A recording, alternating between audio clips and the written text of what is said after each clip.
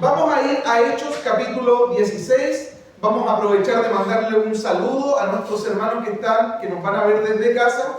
Hay algunos hermanos que están fuera de la zona, algunos ya llevan mucho tiempo fuera de la zona. La ola los va a traer de vuelta con la lluvia que se está dando en el sur. Hay otros que también fueron al sur esta semana. Nuestro hermano Juan anda por allá también con nuestra hermana Isabel.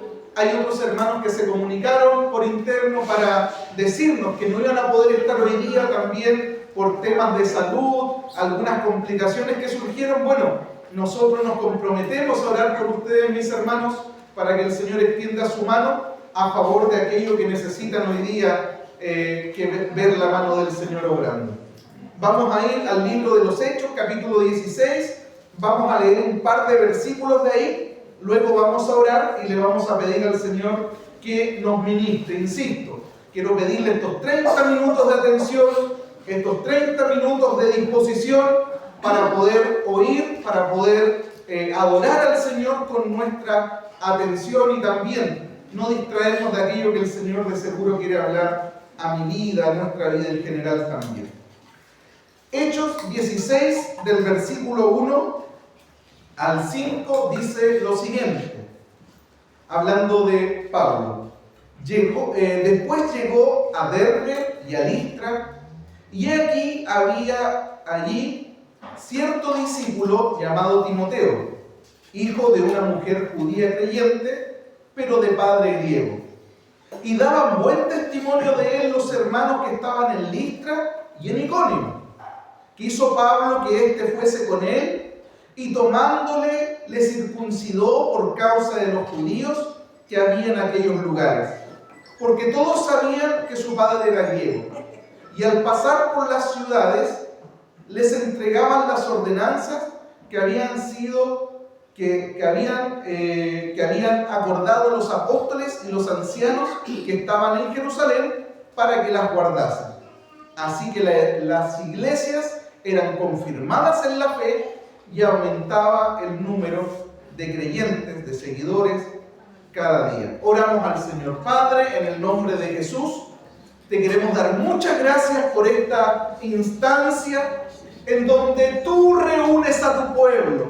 Señor. No es la asamblea de Dios, no es la iglesia local Tiempo de Dios a la cual se le ha ocurrido de manera genial o ingeniosa reunir al cuerpo de Cristo el primer día de la semana, es decir, hoy. Eso lo hiciste tú. A ti te plació reunir a tu pueblo el primer día de la semana con el propósito de bendecirle, con el propósito de fortalecerlo, con el propósito de guiarlo, con el propósito de limpiar, de perdonar. En el nombre de Jesús, muchas gracias te queremos dar, Señor, porque tú has permitido que nosotros podamos estar en este lugar. Has permitido, Señor, que nosotros podamos en este momento disponer nuestra mente, nuestro corazón, nuestro oído para todo aquello que tú nos quieres hablar en esta hora. Bendícenos por intermedio de tu Espíritu Santo. Ministranos, Señor, independiente de la comprensión que tengamos, independiente del nivel académico que tengamos. Señor, que ninguno de mis hermanos se vaya de este lugar sin haber recibido la porción que tú tenías para él o para ella hoy.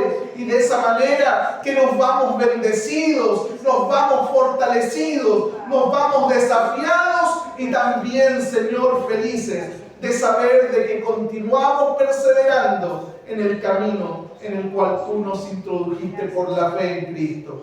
En el nombre de Jesús, amén. Amén. Mis hermanos, ¿ustedes se acuerdan lo que pasó en Hechos capítulo 15? Especialmente lo referido con el concilio en Jerusalén. Ese concilio se tuvo que activar, ese concilio se tuvo que hacer producto de una situación complicada que estaba pasando.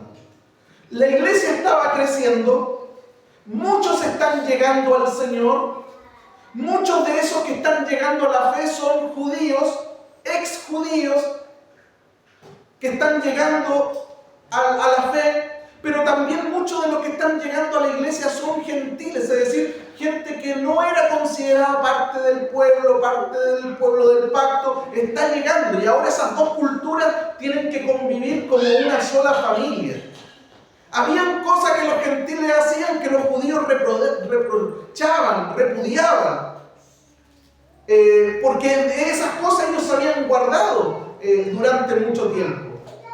Llegaron unos judaizantes a la iglesia de Antioquía a decir que los hermanos gentiles, para poder ser salvos, aparte de aceptar a Cristo en su corazón, ellos debían circuncidarse y guardar la ley. Este tema generó un alboroto, una gran discusión en la iglesia de Antioquía. El problema no se solucionó ahí, tuvo que ser llevado a la iglesia madre de Jerusalén para que el asunto se tratara ahí. Y en ese momento, Jacobo, Pedro, Pablo exponen acerca de lo que ellos han vivido durante este tiempo en el Señor. Y el Consejo de Jerusalén, el Concilio de Jerusalén, redacta un documento, ¿se acuerdan de eso? Y en ese documento decía: dejen tranquilo a los gentiles que están llegando al Evangelio. No les impongan a ellos cargas que ni siquiera nuestros antepasados, que ni siquiera nuestros padres fueron capaces de llevar. Por la ley nadie se salvó. ¿Por qué queremos ponerles a ellos esa tremenda carga, ese tremendo peso? Lo que les vamos a recomendar a ellos es que se cuiden, se abstengan de estas 4 cosas. Y de eso estuvimos hablando la vez pasada, ¿se acuerdan? Ahora, para unir esto con lo anterior, es que justamente después del Concilio de Jerusalén, en Hechos capítulo 15, las cosas parecían muy bien. Porque el concilio había defendido con fuerza la verdad del Evangelio, al decir que la salvación es solo por fe en Jesucristo y no por las obras de la ley. Las cosas parecían muy bien porque la unidad de la iglesia, que hasta ese momento parecía amenazada, la unidad fue preservada. La carta enviada por el concilio fue recibida con gozo en medio de la iglesia. Los hermanos gentiles se gozaron de la respuesta que trajeron de la iglesia de Jerusalén.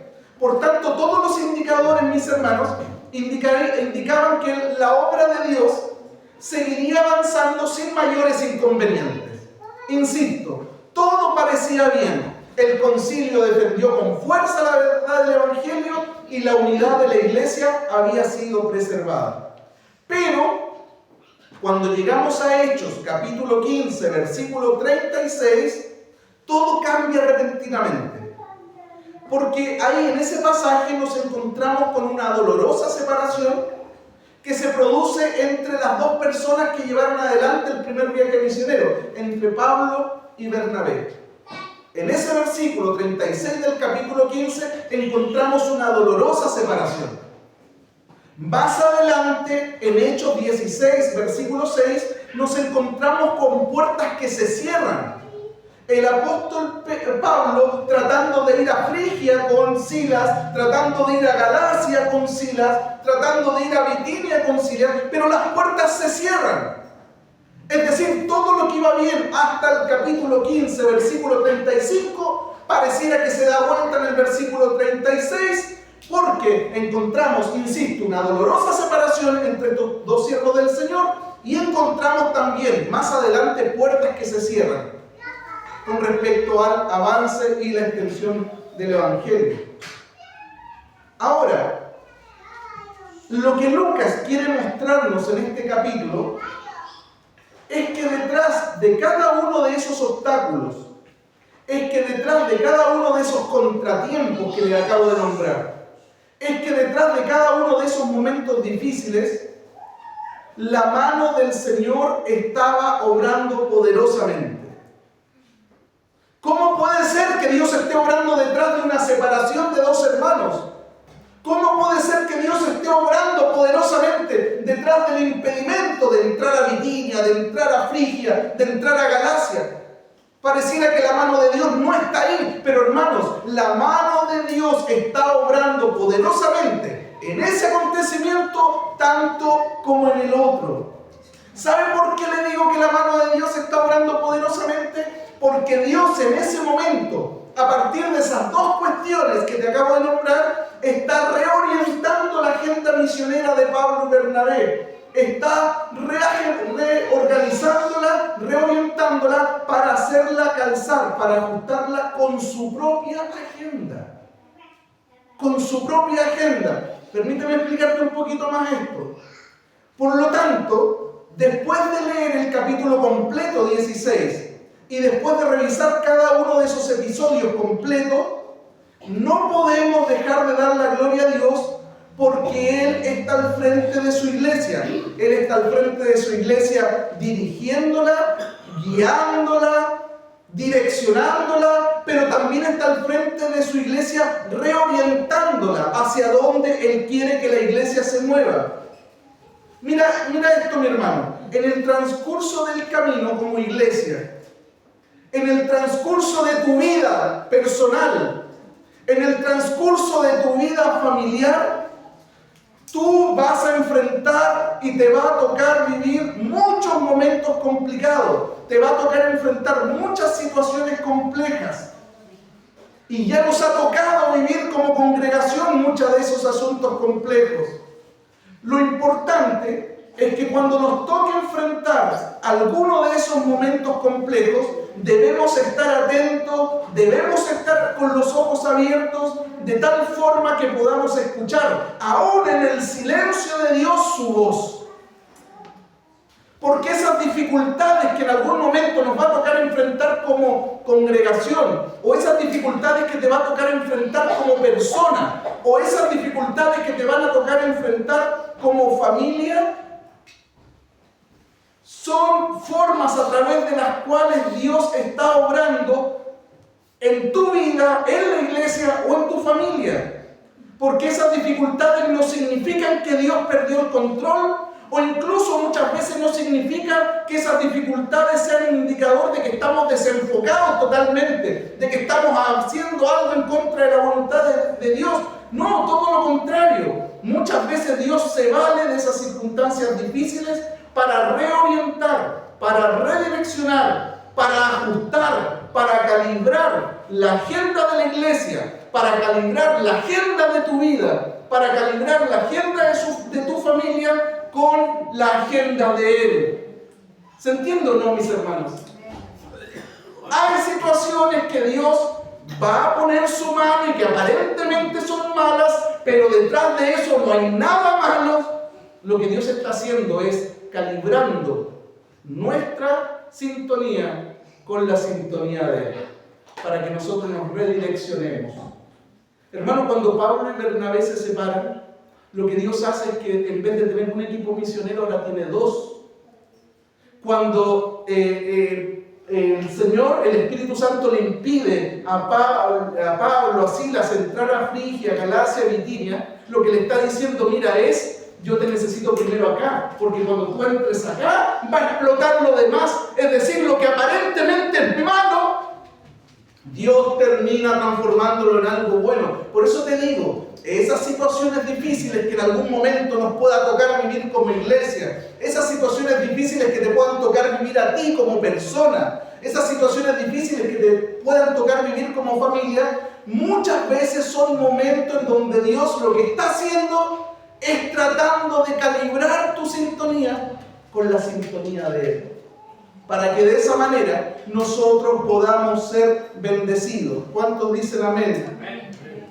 Mira, después de ese difícil desencuentro entre Pablo y Bernabé, del cual hablaremos en otra ocasión de manera más profunda, en algún momento vamos a tomarnos los 30 minutos para hablar de ese conflicto que ocurrió entre Pablo y Bernabé, producto de Juan Marcos. Hoy día no es el motivo de nuestra predicación.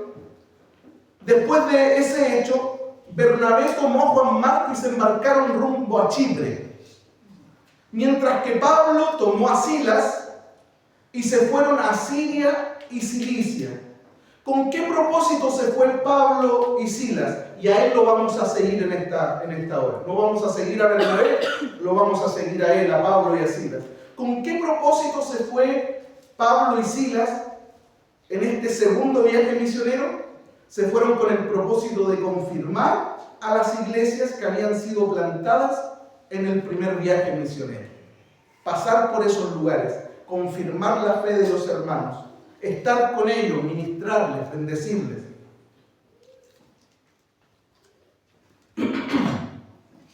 Cuando Pablo y Silas llegaron a Listra, dice el versículo 1, ¿qué dice? Dice el versículo 1 que había allí un cierto discípulo llamado Timoteo, hijo de una mujer judía creyente, pero de padre griego. Hermanos, ustedes, ¿dónde acaba de llegar Pablo? A Listra.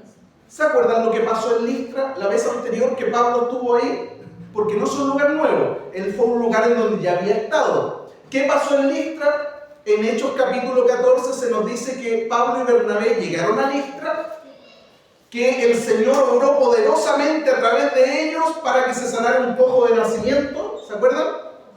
Que producto de esa sanidad la gente dijo, dioses en forma de hombres en medio de nosotros, e intentaron adorarle. A uno le llamaban Mercurio, al otro le llamaban Júpiter.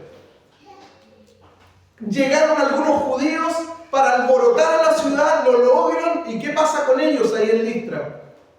Pablo termina apedreado, termina sacado fuera de la ciudad y desechado porque ellos pensaban que había muerto. Esa fue la experiencia previa de Pablo en Listra. Esa fue su experiencia previa. Ahora en el versículo 1 lo encontramos de nuevo en Listra, ya no con Bernabé, sino que con Silas. Y cuando Pablo llega a Listra se encuentra con algo glorioso. Y yo quiero que abras bien tu corazón y tu antena, mis hermanos.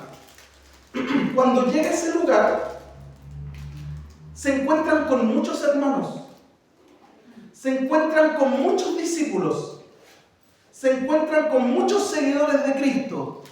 Y ahí es donde quiero hacer un alto. ¿Qué pasó cuando ellos llegaron? Predicaron la palabra. Producto de la predicación de la palabra fueron aplaudidos, lo despidieron con honores. No, lo apedrearon al punto de casi matarlo. Según ellos estaba muerto, por eso lo tiraron fuera de la ciudad. Después de Listra ellos vuelven a Antioquía. Con el tiempo vuelven a Listra y mira lo que pasó. Había una cosecha en ese lugar. Es decir, cuando tú y yo trabajamos para la obra del Señor, muchas veces no vamos a recibir ni un like, muchas veces no vamos a recibir ni un aplauso, muchas veces incluso vamos a ser castigados, muchas veces vamos a ser rechazados, producto de trabajar, producto de predicar al Señor. Pero tranquilos, el Señor es el que produce resultados. Y hoy día Pablo está de vuelta en el lugar donde casi lo mataron y que de seguro tenía algunas cicatrices como marcas, heridas de guerra de haber estado ahí. Pero hoy día está con el corazón feliz de que llego a este lugar y hay muchos hermanos. Es decir, valió la pena cada una de las piedras que recibí, valió la pena. Hermanos, vale la pena cada uno de los rechazos que tenemos por causa de Él. Vale la pena. Y dentro de ese cúmulo de creyentes, Lucas pone sus ojos en uno en particular. ¿Cómo se llama ese uno en particular? Timoteo. Ese uno en particular se llama Timoteo. Y el versículo 1 nos entrega información de ese tal Timoteo. El versículo 1 nos habla acerca de su familia, de su núcleo familiar. Y nos dice que provenía de una familia mixta, en donde por un lado su madre era una judía creyente, es decir, una judía que en algún momento practicó el judaísmo, siguió la ley de Moisés, pero que ahora la luz de Cristo resplandeció en ella, por lo tanto ya no es una judía, es una ex judía, hoy día es una hija del Señor. Eso nos está diciendo cuando dice que es una judía creyente, eso nos dice de su mamá. Pero también nos dice que su padre era griego, es decir, un gentil no creyente. Eso nos dice el versículo 1. ¿Qué más información nos entrega Lucas acerca de este tal Timoteo? En el versículo 2 nos habla de su carácter. Dice el versículo 2 que de él daban buen testimonio ¿Quiénes? Los hermanos que estaban en Listra, tanto como los hermanos que estaban en Iconio. Es decir, que su testimonio no era solamente bueno en su lugar de residencia, en Listra, sino que su testimonio trascendió ciudades y 34 kilómetros más allá, su buen testimonio era tan conocido como su buen testimonio en casa. ¿Se entiende? Había algo bueno que decir en Iconio acerca de este Timoteo también, así como habían cosas buenas que decir de él en su propio lugar, ahí en Listra. Pero ahora, mis hermanos, permítanme hacer un punto justamente con respecto a esto. Porque la salvación comienza en Cristo. Pero el servicio en el ministerio comienza con un buen testimonio, mis hermanos. La salvación comienza en Cristo. Pero el servicio en el ministerio comienza con un buen testimonio. Todos aquellos que en algún momento tengan el deseo, el interés, las ganas de poder servir a Cristo públicamente, mis hermanos, hay un requisito fundamental que tenemos que tener, y eso es un buen testimonio. Lucas podría haber dicho que Timoteo era inteligente, podía haber dicho que Timoteo era hábil con sus habilidades manuales, podía haber dicho que tenía muchas capacidades intelectuales, podía haber dicho que tenía fuerza y vitalidad, porque esa persona de la que estamos hablando tiene aproximadamente 19 años. No estamos hablando de un viejo de 30, 40, 50. Estamos hablando, que me metí en el grupo también para que nadie se ofenda. Estamos hablando de un joven de 19 años. Podría haber Lucas haber destacado su fuerza, su vitalidad. Pero no es así. No menciona eso. Lo que se detiene a mencionar es lo más importante. Dice que tenía buen testimonio. ¿Por qué te dije hace un rato que la salvación comienza en Cristo, pero el servicio en el ministerio comienza con un buen testimonio? Porque eso es así, mis hermanos.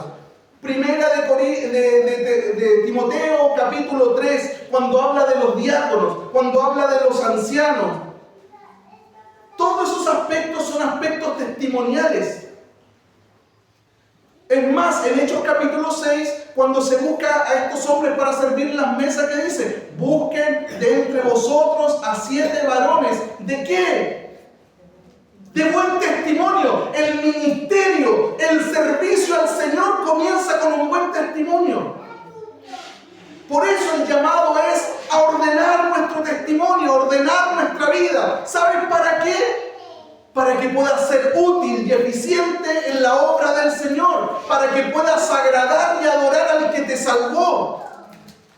No para agradar a los líderes de la iglesia, no para agradarlo a Él, al que nos compró, al que nos llamó, al que nos amó y se entregó a sí mismo por nosotros. Es por Él que nosotros nos guardamos, es por Él que decimos no al mundo.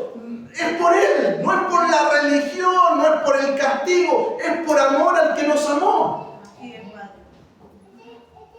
¿Qué significa tener un buen testimonio, mis hermanos?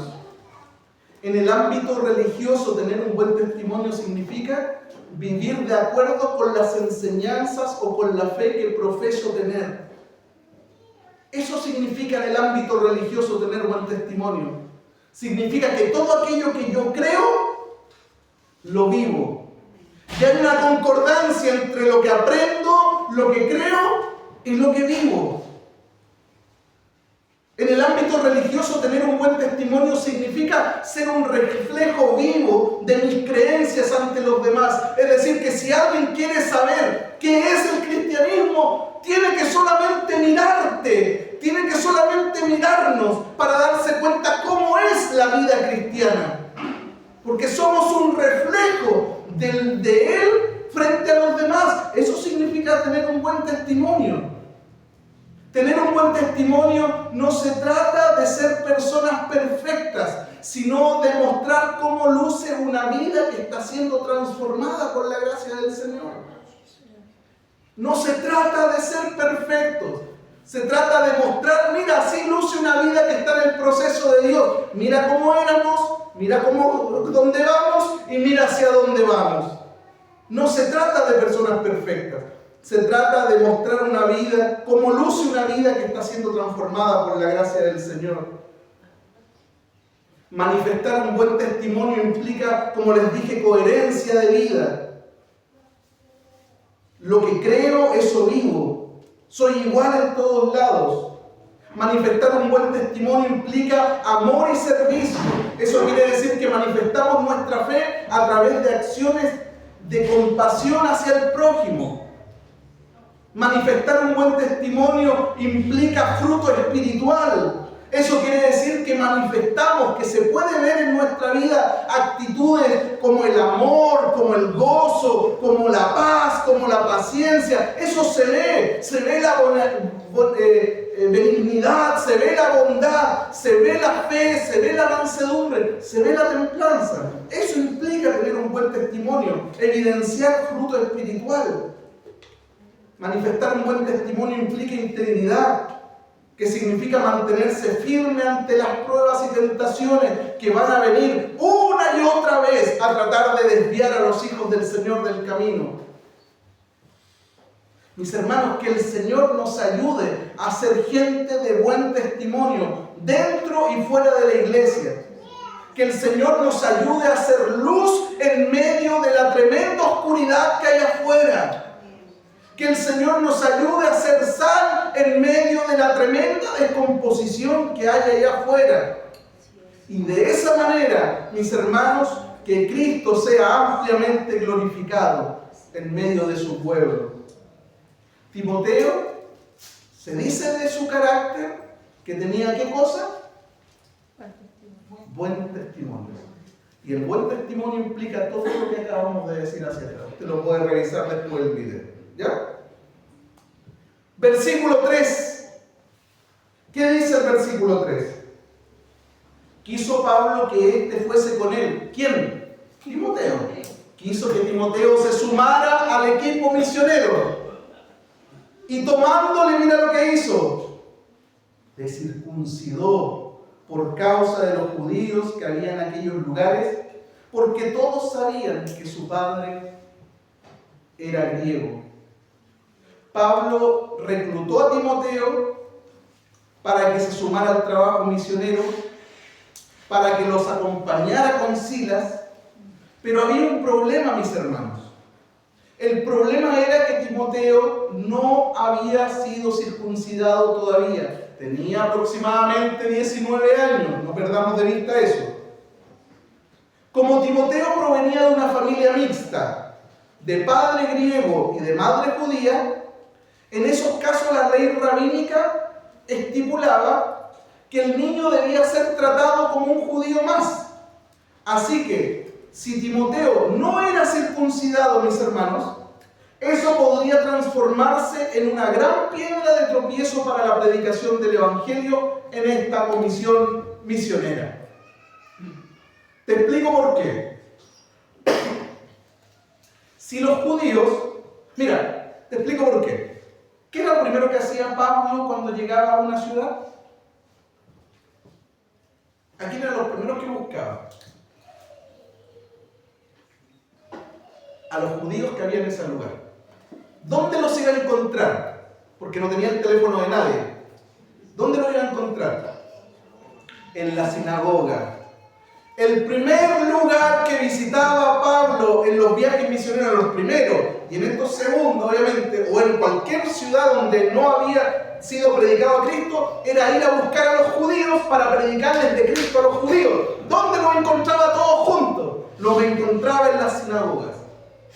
Entonces, como Pablo tenía que entrar a la sinagoga, y como muchos de ellos sabían que Timoteo era considerado un judío más, producto de que tenía un lazo sanguíneo por parte de su mamá con el judaísmo, corrían el riesgo de que ellos dijeran, este muchacho que tú traes acá es judío, pero no han cumplido las leyes judías. Por lo tanto, nosotros cerramos nuestro oído a cualquier mensaje que tú quieras decirnos. ¿Se entiende, no? La importancia por la cual Timoteo tuvo que ser circuncidado. Si Timoteo no era circuncidado, los judíos a los cuales se les quería predicar, ellos de antemano iban a poner una barrera y decir: no me vengan a hablar ustedes de nada si no han cumplido la ley. Este muchacho es judío y aún no ha sido circuncidado. Por lo tanto, por esa razón, Pablo elimina el obstáculo, circuncida a Timoteo por causa, y mira esta palabra, me encanta, por amor a esos judíos. Por amor a esos judíos. Ahora, quiero hacer otro punto acá, porque se explica mucho mejor lo que les acabo de decir. Quiero que nos pongamos en el lugar de Timoteo. Hermanos, ustedes conocen el rito de la circuncisión, ¿no es cierto? ¿Sí? Sí. Es un rito tremendamente doloroso. Se hace a los 8 días de nacido el bebé, varón. Es como ponerle los aritos a las niñas. En ese momento su cartílago está blandito y viene la enfermera como lo hizo con una de las chicas, ¡pum, pum! ¡Listo! Los aritos, ¡no! Tan dura para poner. No, si ni siente. Es bebé. Lo mismo tiene que haber pasado en ese tiempo. A los 8 días de nacido, ese bebé podía tener la capacidad de, por último, si le dolió mucho a su mamá, que lo arrope, que lo abrace, que lo bese, que le dé su leche. Por último, ese bebé tenía esa posibilidad, si le dolió, tener a su mamá que lo contenga. Este muchacho tiene 19 años, va a tener que participar ahora adulto de este proceso. Por lo tanto, todos los jóvenes vengan para adelante que los vamos a hacer. Tenía que vivirlo solo, en ese momento. Ahora, miren lo que pasa. ¿Qué hubieses hecho tú si Pablo te dice: mira, Rodrigo, tú vas a acompañarme en este trabajo misionero?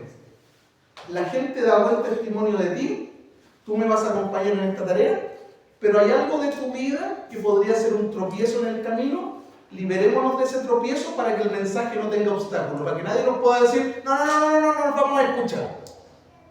¿Qué harías tú? ¿Te circuncidarías?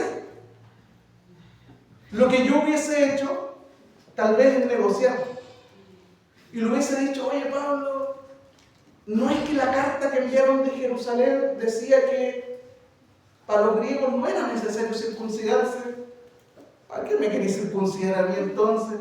Si en el concilio se agendó que no. Y es más, eso es lo que le vamos a decir a los hermanos de las iglesias también, que lo de la circuncisión no es requisito para salvación, que no se ponga esa carga. ¿Por qué? Entonces, ¿por qué tengo que hacerlo yo? Pero mira esto, mi hermano. Timoteo no estaba pensando en sus derechos o en su bienestar personal. Y esto yo quiero que lo grabemos en nuestro corazón. Timoteo no estaba pensando ni en sus derechos ni en su bienestar personal, como casi siempre lo hacemos nosotros. Siempre pensamos en nuestros derechos primero, nuestro bienestar personal primero, y luego me interesan los demás. No, Timoteo, como un verdadero hijo del Señor, no estaba preocupado de sus derechos ni sus beneficios personales en primer lugar. Timoteo estaba pensando: ¿cómo puedo ser más útil en el reino de Dios? ¿Cómo puedo ser más efectivo en el trabajo del reino? ¿Te das cuenta? Y si tengo que circuncidarme para que se salve un judío, Pablo, vamos de inmediato a la circuncisión, porque si eso significa que vamos a poder predicarle libremente a los judíos y no van a tener nada que decirnos, vamos con el acto. ¿Te das cuenta cómo en ocasiones hay actos en nuestra vida que deben ser circuncidados con tal de que otro pueda conocer al Señor? Eso es lo que me bendice de la vida de Timoteo. No puso sus derechos por sobre el bienestar de otro, porque él amaba a esos judíos y él quería que esos judíos se salvaran tanto como se había salvado su mamá al salir del judaísmo. Él quería que llegaran a Cristo. Por eso la pregunta que debemos hacernos no es ¿qué tanto tengo que dejar? ¿Cuánto tengo que dejar? Porque ahora soy evangélico. ¡Qué fome! ¿Qué cuestiones tengo que dejar de hacer porque ahora soy canuto? No debiera ser esa la pregunta, mis hermanos. La pregunta correcta debiera ser ¿qué más puedo hacer yo? ¿Qué más puedo hacer yo en sacrificio? ¿Qué más puedo poner yo? ¿Qué más debo hacer yo con tal de que otra persona pueda conocer a Cristo? ¿Qué más puedo hacer? ¿Qué más puedo hacer? ¿Qué más puedo hacer? Y tal vez la respuesta va a ser: deje de pasar tanto tiempo en TikTok, mijito.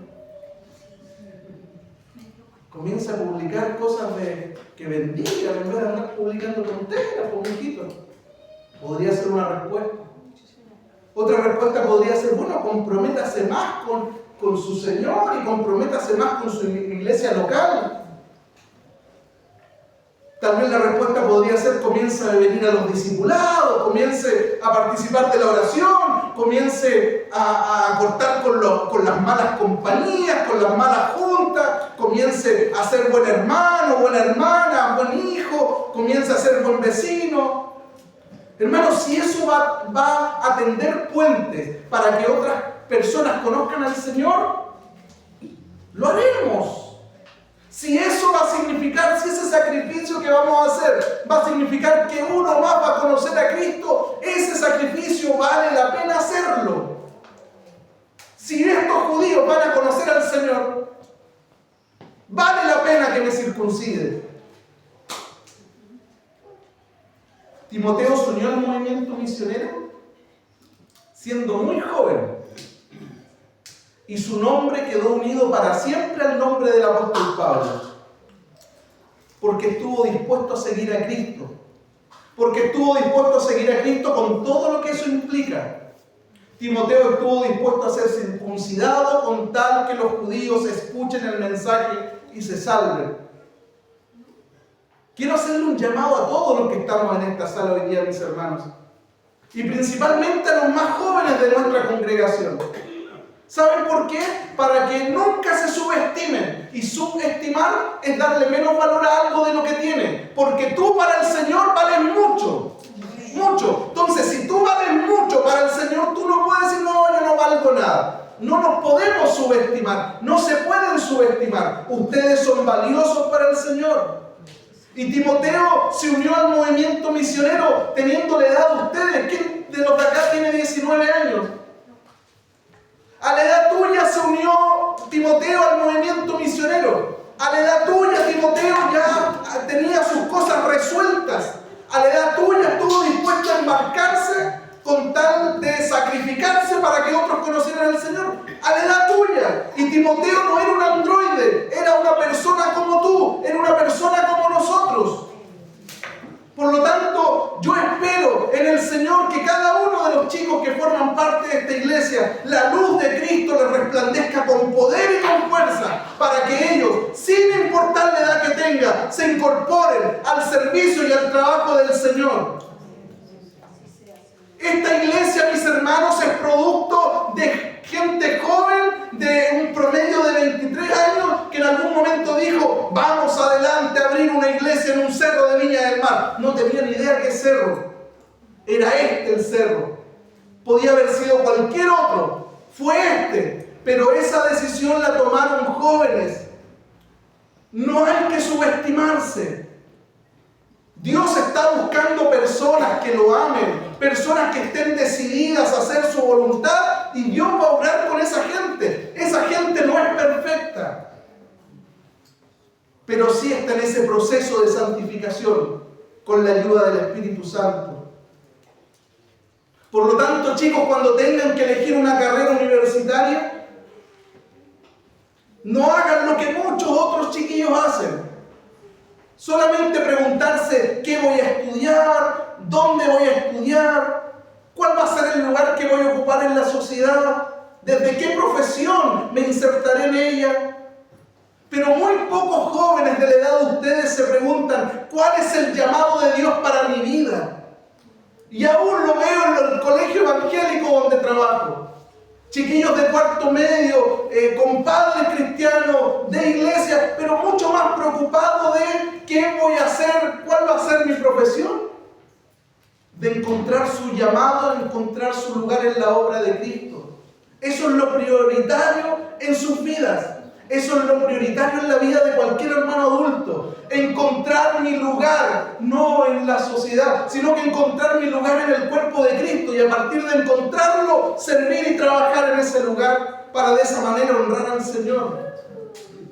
¿Cuál es el llamado de Dios para mi vida? ¿Cuál es el lugar que debo ocupar dentro de su obra? ¿Qué debo estudiar para ser más efectivo en medio del llamado que Dios me hizo? Es decir, mi profesión al servicio del llamado y no el llamado al servicio de la profesión. ¿Qué debo estudiar para ser más efectivo en el llamado que Dios me hizo dentro de su reino?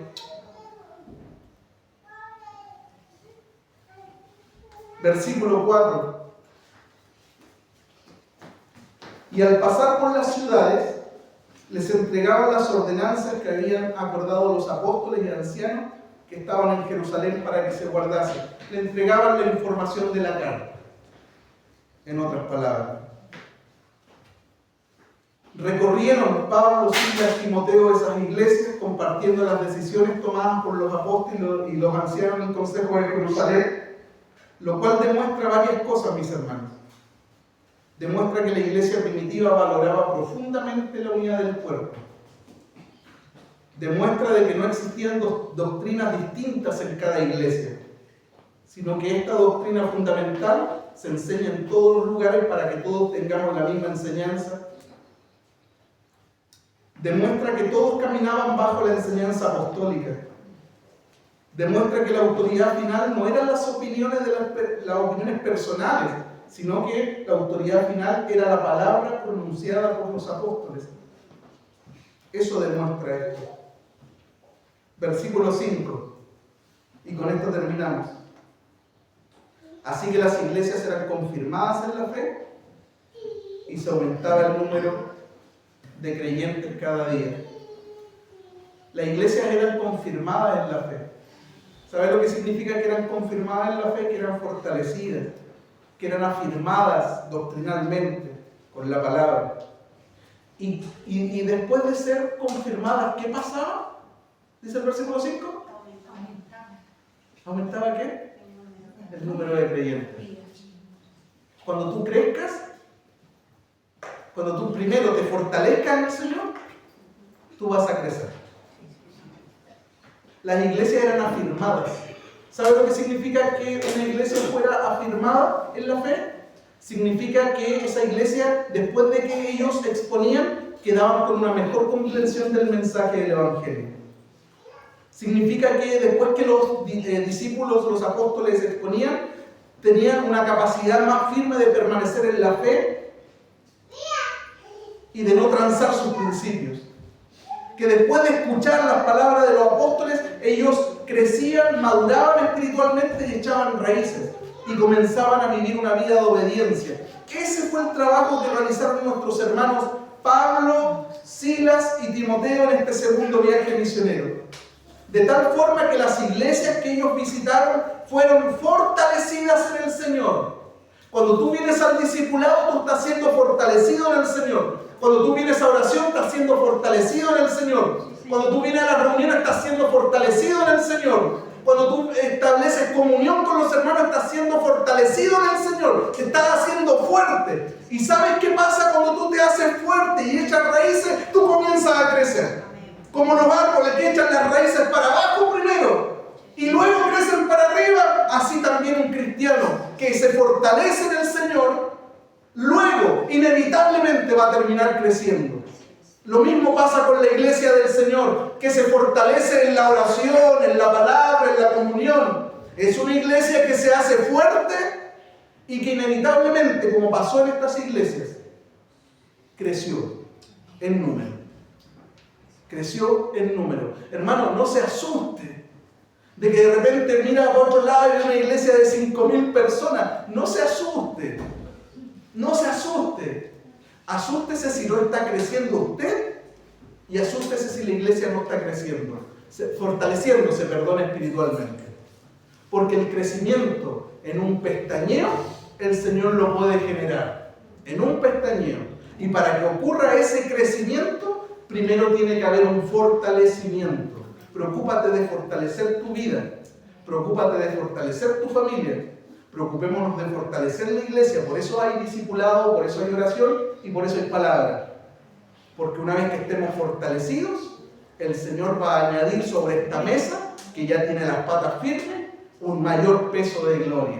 Y eso lo va a hacer Él, lo va a hacer Él. Que se nos quite el estrés a nosotros de que tengo que hacerlo yo, tenemos que hacerlo nosotros. No, nosotros tenemos que fortalecer nuestra vida y el crecimiento es posterior a ese fortalecimiento.